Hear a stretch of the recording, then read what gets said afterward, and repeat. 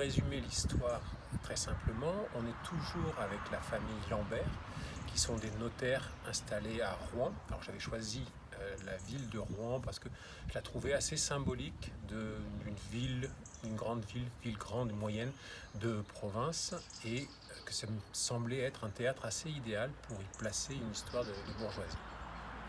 Donc, dans le premier tome, Jacques Lambert, le père de famille et donc le notaire, a décidé de rédiger un testament par lequel il favorise sa fille Benjamine, qui s'appelle Claire, au détriment de son fils aîné, qui s'appelle Jean-Baptiste, qui pensait lui succéder à la tête de l'étude notariale. Cette décision, quelques mois avant sa mort, provoque des tensions et un certain nombre de ruptures à l'intérieur de la famille Lambert.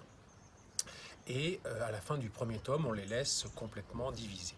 Dans ce second tome, l'explosion de cette famille, qui est voulue, qui est vraiment décidée par Jacques Lambert, se poursuit et s'achève. Donc quand on finit ce second volume, les Lambert, toute la famille Lambert est en lambeaux, elle est détruite comme le souhaitait Jacques. Alors la différence de ce second tome est qu'il se situe sur une seule journée. Toute l'action, toute l'intrigue se passe en une douzaine ou une quinzaine d'heures, qui se termine par un événement tragique.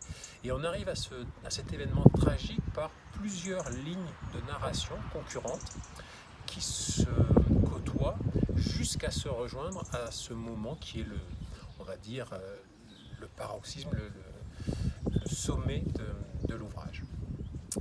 Donc, on aboutit à cette destruction de la famille Lambert. Pourquoi avoir choisi d'abord des bourgeois, ensuite des notaires et de s'être installé en province? Alors je pense que les histoires de famille fonctionnent encore très bien aujourd'hui, il suffit de les moderniser un peu, c'est ce que j'ai essayé de faire.